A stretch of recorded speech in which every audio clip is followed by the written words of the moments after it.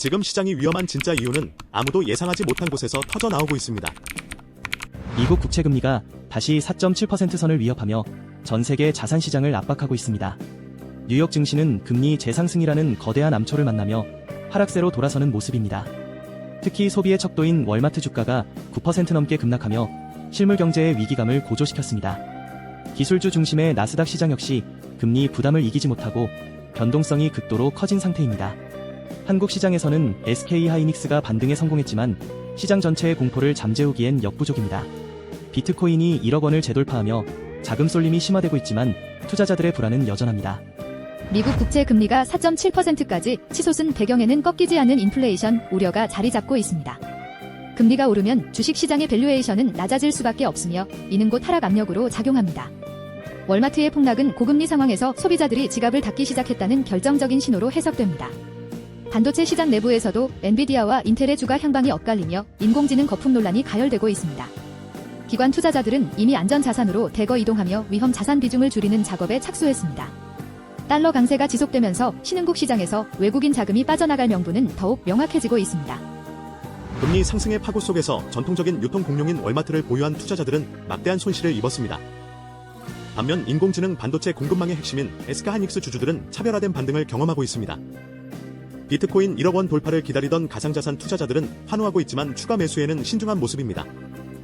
고금리 상황이 장기화되면서 부채 비중이 높은 한계 기업들은 파산의 기로에 서게 될 것입니다. 현금을 확보한 자산가들은 금리 고점에서 채권 수익을 챙기며 다음 하락장을 느긋하게 기다리고 있습니다. 정보가 부족한 개인 투자자들만이 변동성이 극에 달한 시장에서 갈피를 잡지 못하고 방황 중입니다. 한국 코스피 시장의 고질적인 문제인 특정 종목 쏠림 현상이 다시금 수면 위로 떠올랐습니다. 삼성전자와 SK하이닉스가 전체 시장에서 차지하는 비중은 이미 위험 수준에 도달했습니다. 대만 시장의 TSMC 비중이 30%를 넘는 것처럼 한국도 반도체 편중이 심화되고 있습니다. 이러한 쏠림 현상은 반도체 업황이 흔들릴 때 시장 전체가 붕괴할 수 있는 뇌관이 됩니다. 지수는 방어되는 것처럼 보이지만 대다수의 종목이 하락하는 착시 현상이 발생하고 있습니다. 투자자들은 지수 숫자에 속지 말고 본인이 보유한 종목의 펀더멘털을 냉정하게 점검해야 합니다. 과거 금융위기 직전에도 항상 특정 자산군으로의 급격한 자금 쏠림 현상이 관찰되었습니다. 미국 국채 금리가 5%를 향해 달려갈 때마다 글로벌 금융 시스템은 예외 없이 균열을 보였습니다. 현재의 금리 수준은 지난 10년 동안 우리가 경험해보지 못한 고통스러운 구간입니다. 월마트 같은 필수 소비재 기업의 주가 폭락은 경기 침체의 전조 증상으로 해석되는 경우가 많습니다. 시장은 아직 낙관론을 유지하려 애쓰고 있지만 지표들은 이미 경고등을 일제히 켜고 있습니다. 역사는 반복되며 준비되지 않은 자들에게는 언제나 가혹한 대가를 요구했다는 사실을 잊지 마십시오. 인공지능 열풍이 반도체 기업들의 주가를 지탱하고 있지만 그 이면의 공포를 직시해야 합니다. 엔비디아가 0.33% 하락하고 인텔이 0.72% 밀려나는 등 대장주들의 힘이 예전만 못합니다. SK하이닉스의 6%대 반등은 기술적 반등일 뿐 추세적 상승으로 확신하기엔 이릅니다.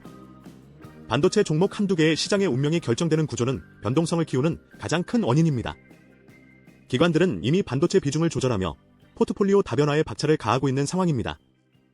개인들만이 뒤늦게 인공지능 환상에 빠져 고점에서 물량을 받아내고 있는 것은 아닌지 의심됩니다. 비트코인이 1억 원을 돌파하며 디지털 금으로서의 가치를 증명하려 애쓰고 있습니다.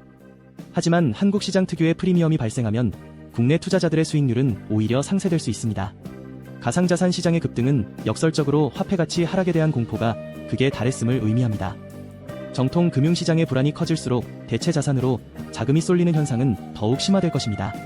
비트코인의 상승이 시장 전체의 건강한 흐름을 대변하는 것은 결코 아니라는 점을 명심하십시오.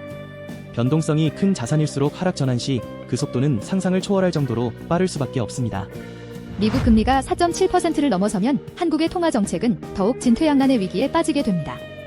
미국과의 금리 격차가 벌어질수록 원화 가치는 하락하고 수입 물가는 다시 치솟게 될 것입니다. 한국은행이 금리를 올리자니 가계부채가 터질 것 같고 내리자니 자본 유출이 두려운 상황입니다. 이러한 것이 경제의 불확실성은 기업들의 투자 심리를 위축시키고 실물 경제를 멍들게 합니다. 환율 변동성이 커지면 외국인 투자자들은 한국 주식을 매도하며 안전한 달러로 도망칠 것입니다. 결국 국내 증시는 글로벌 유동성 파티에서 소외된 채 고립된 섬처럼 남겨질 위험이 큽니다.